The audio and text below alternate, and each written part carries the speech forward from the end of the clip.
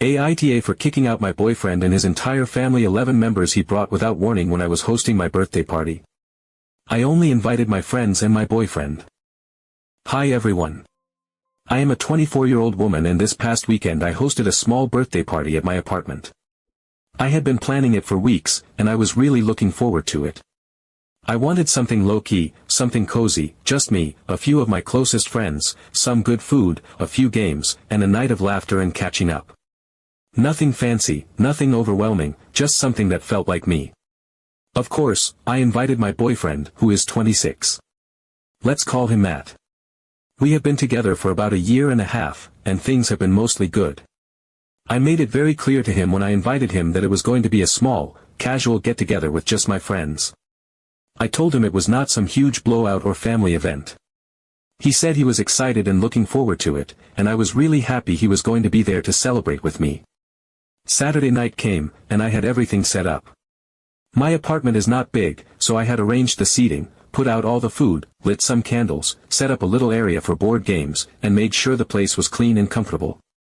People started arriving, and the atmosphere was exactly what I had hoped for, warm, chill, easygoing. About 30 minutes into the party, I heard a loud knock on the door. I was expecting Matt, so I ran over excitedly to open it. The second I opened the door, my heart dropped straight to the floor.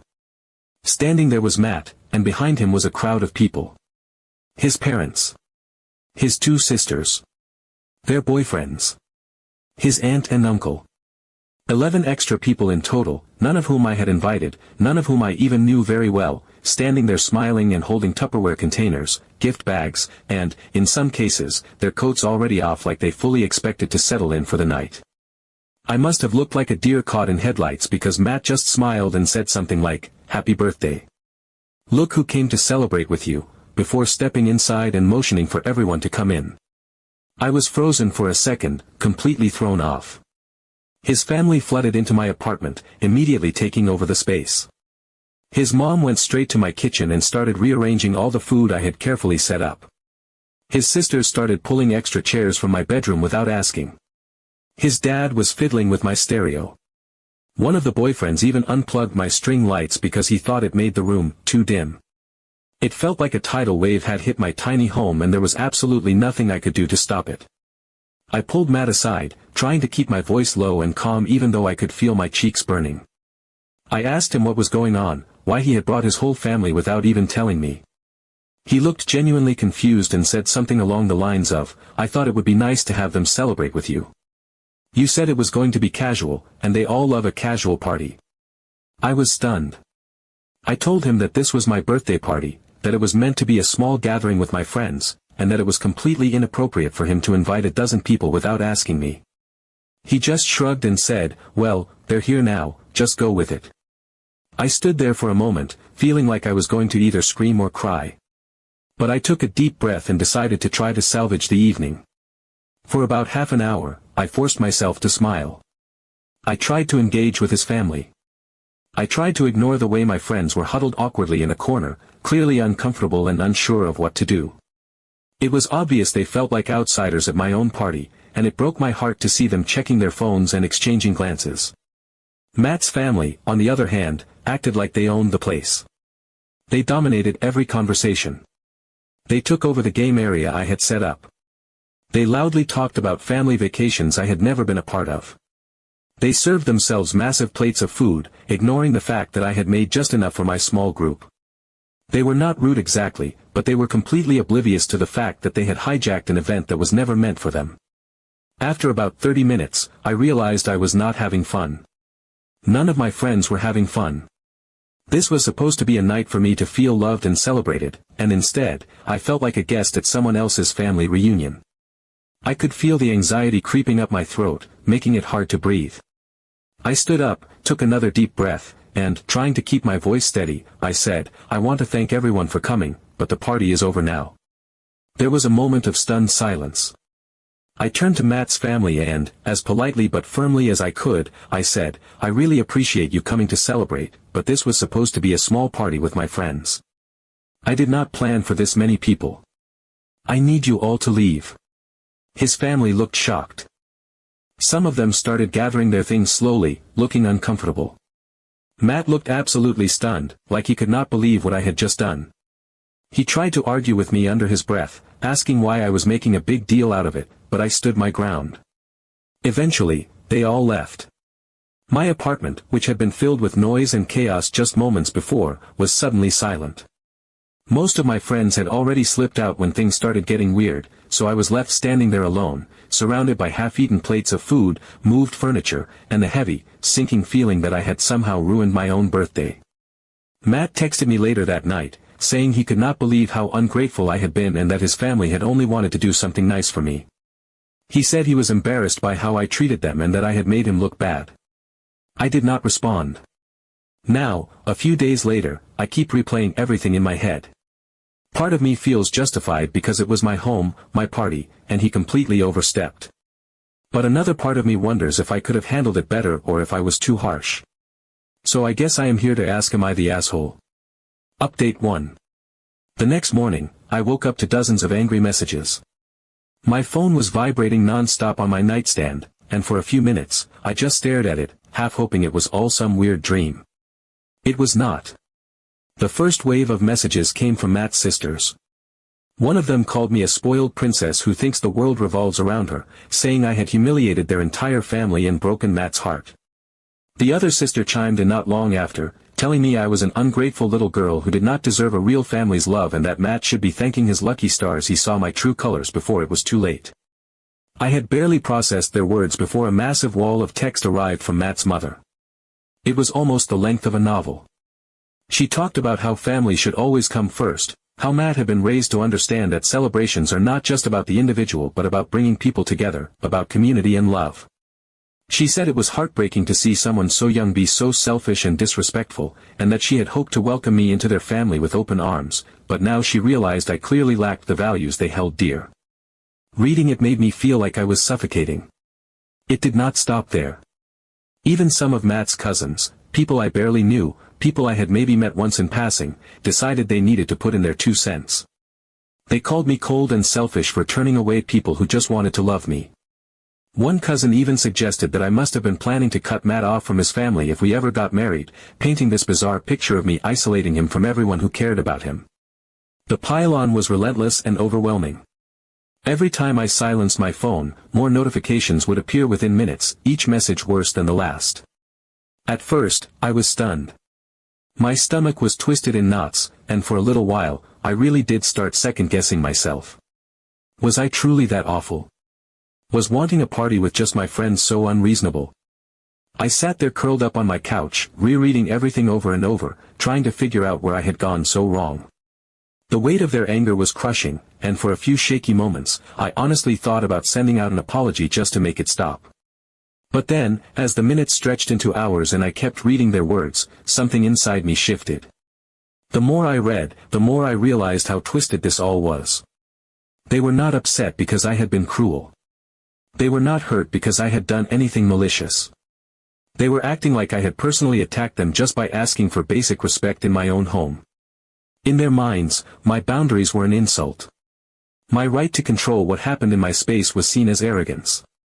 They did not see me as a person deserving of consideration, they saw me as an extension of Matt, someone who should have simply accepted whatever they wanted to do because it came from them. That realization gave me enough clarity to finally text Matt directly. I wrote that I needed him to understand, he had brought 11 people into my house without asking, and that was not okay. I told him it was not just about the number of people, it was about the complete disregard for me, my space, and the plans I had made with my friends. I said it was not fair to me or to the people who had been invited. He replied almost immediately. His response made my blood boil. He said I was making drama out of nothing. That his family loved celebrating things together, and I should be grateful they wanted to be there. As if their mere presence was a gift I should have been honored to accept, regardless of how I actually felt. I stared at his message for a long time. My hands were shaking with anger and disbelief. I knew there was no way I could have a meaningful conversation like this, not over text, not while every word felt like a slap in the face. So I told him we were not going to argue through messages.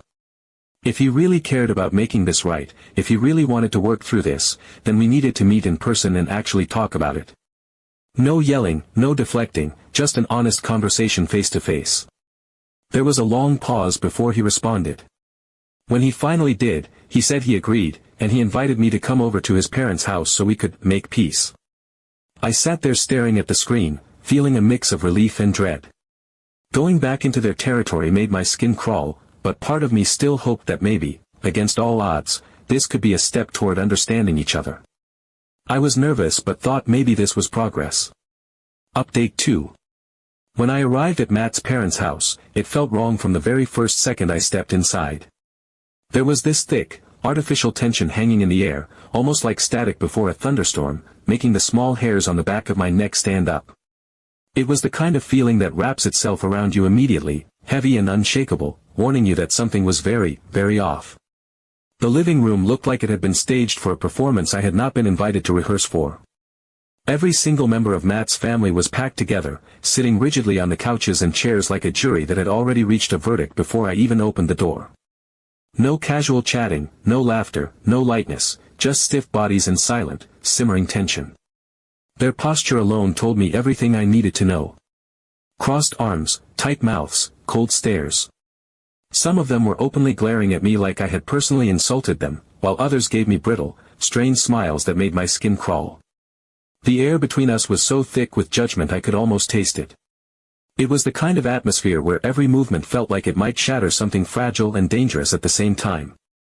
At first, they tried to pretend everything was normal, but it was so forced it only made the tension worse. His mom stood up first, moving with this strange, almost robotic energy.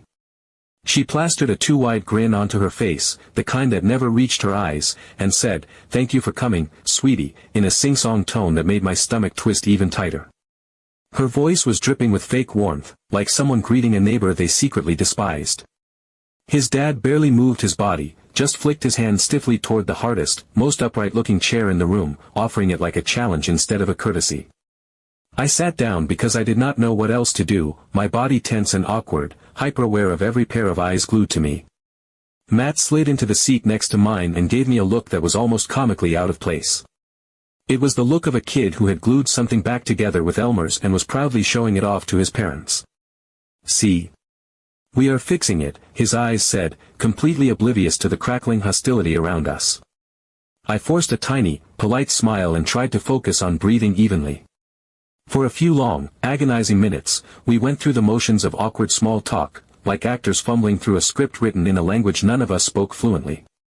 His mom asked me about work, but the words came out sharp and clipped, more like an interrogation than genuine interest. She did not ask because she cared, she asked because it was expected, because it kept up the illusion of civility. His aunt chimed in with a comment about the weather, something so mind-numbingly generic it was almost insulting, like we were strangers making obligatory conversation in a hospital waiting room. Every second stretched out endlessly. My stomach churned so violently I thought I might be sick, and I could feel sweat prickling at my palms. Every instinct in my body screamed at me that this was not a safe place, that this was not going to end well, but I forced myself to stay seated, to be polite, to give them a chance, even when it felt like walking straight into a fire. Then, without any preamble, Matt's dad cleared his throat loudly, a sharp, deliberate sound that cut through the fake pleasantries like a buzzsaw. The suddenness of it made me flinch. He sat up straighter, shoulders squared, and fixed me with a cold, unwavering stare that felt like a physical weight pressing down on my chest. His voice was low and firm when he said, "We are willing to forgive you if you apologize." There was no room for discussion, no kindness, no attempt at understanding. It was a command disguised as an offer. For a second, I just blinked at him, sure that I must have misheard. Surely they could not actually believe that was a reasonable thing to say. The room went so deathly silent I could hear the ticking of the old clock on the mantel, each second a thunderous beat in the suffocating quiet. I asked cautiously, forcing my voice to stay steady even as my heart hammered against my ribs, "Apologize, for what, exactly?" I asked it because some small, foolish part of me still wanted to believe that this could be salvaged, that this was just a misunderstanding we could work through. His mom was the one who answered, her voice sticky sweet and unbearably condescending, like she was talking to a particularly dense child. She said, "For the way you treated our family. For making us feel unwelcome. We went out of our way to celebrate you." She said it like she was offering me a priceless opportunity, like I should be groveling at her feet in gratitude for the honor of their uninvited presence at my party. I just stared at them, feeling like I had been dropped into some kind of surreal nightmare. Was this seriously happening? Was this real? I reminded them, trying so hard to keep my voice level, to stay respectful even though my hands were trembling in my lap, that no one had even told me they were coming. That it had been my birthday, a gathering I had planned for my friends, and that they had taken over without asking, without caring how it would affect me or the people I had actually invited. I spoke the truth as plainly and gently as I could, but I could see from the hard set of their mouths that it did not matter. They were not here to listen.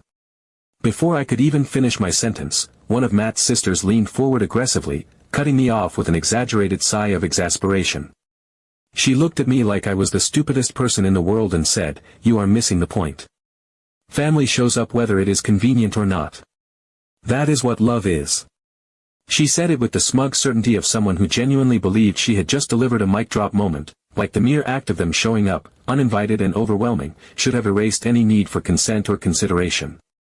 And in that moment, everything inside me settled into place with terrifying clarity. They did not see anything wrong with what they had done. In their minds, their presence was not just acceptable, it was inherently virtuous. They thought they were doing me a favor. They thought the sheer fact of their existence in my home was a gift I should have been grateful for, no matter how much it bulldozed over my feelings, my friends, my carefully made plans. In their version of the story, I was the villain simply because I had dared to expect the bare minimum of respect. I realized then that nothing I said, nothing I explained, nothing I apologized for would ever be enough. They had already written the ending to this story, and in their version, I was wrong by default. The only way to stay in their good graces would have been to erase myself entirely, to accept whatever they wanted to do, whenever they wanted to do it, no matter how it affected me. So I stood up, feeling a calmness wash over me that was almost eerie after the chaos and anxiety of the last few days. It was not anger, not sadness, not even defiance. It was just pure, clean certainty. I looked around the room, meeting the expectant, judgmental faces of every person there, and I said, "I am not apologizing for wanting basic respect in my own home." My voice did not shake.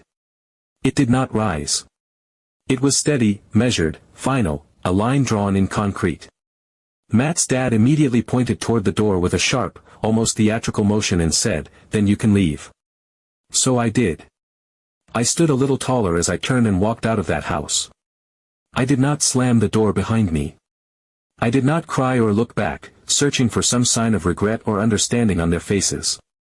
I did not apologize or explain myself one more time.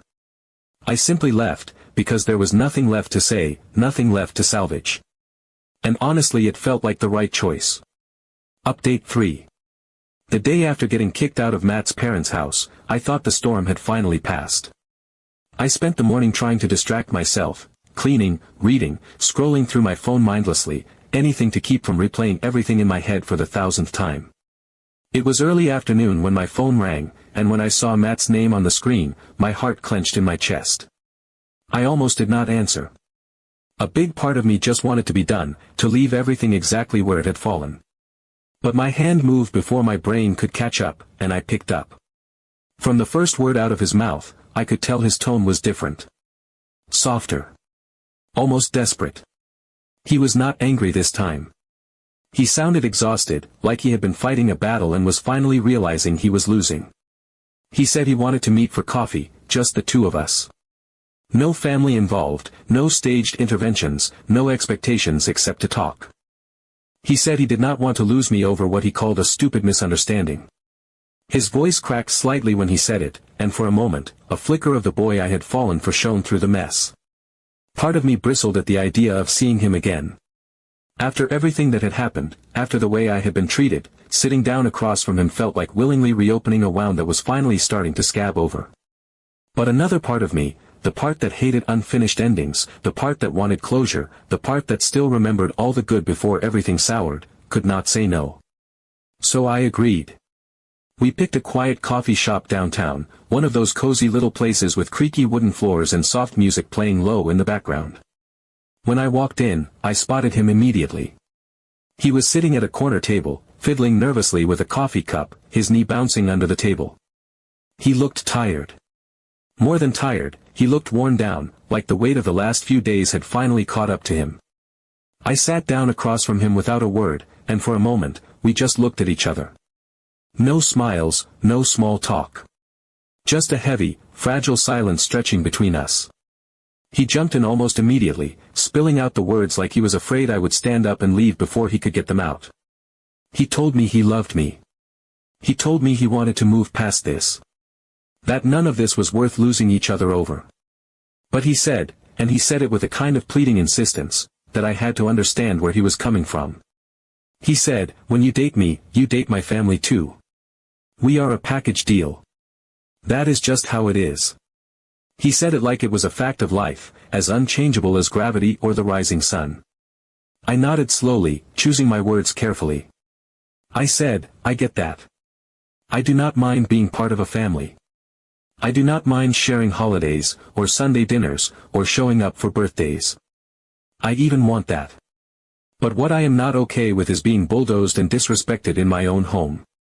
I said it calmly, without heat, without accusation, but the words hung heavy in the air between us. He sighed and looked away, rubbing the back of his neck like he was trying to work out a knot that just would not loosen. He said, if you loved me, you would have just gone with it. You would have apologized. His voice was soft, almost regretful, but the meaning behind the words was a blow sharper than anything he had thrown at me before. That was the moment it clicked for me. All the confusion, all the second-guessing, all the tiny ways I had twisted myself into knots trying to understand how things had gone so wrong, it all crystallized into brutal clarity. This was not just a difference of opinion. This was not just a misunderstanding about one bad night. This was a fundamental, bedrock difference in how we saw respect, boundaries, and love itself. He thought love meant unquestioning loyalty, even at the cost of my comfort, my voice, my autonomy. He thought love meant swallowing disrespect and smiling through it because that was the price of being accepted. And I realized, sitting there across from him in that quiet little coffee shop, that I could never live that way. I could not love someone if it meant erasing myself to do it. I looked at him, really looked at him, and felt this profound sadness settle over me. Because I knew I loved him. But I also knew that loving him would require a kind of sacrifice I was no longer willing to make. I told him quietly, if love means sacrificing all my boundaries and self-respect, then I do not want it. My voice did not shake. My hands did not tremble. I felt calm, steady, like I was finally standing on solid ground after days of feeling like I was drowning. I stood up, pushed my chair back with a soft scrape against the worn floorboards, and wished him well. It was not bitter.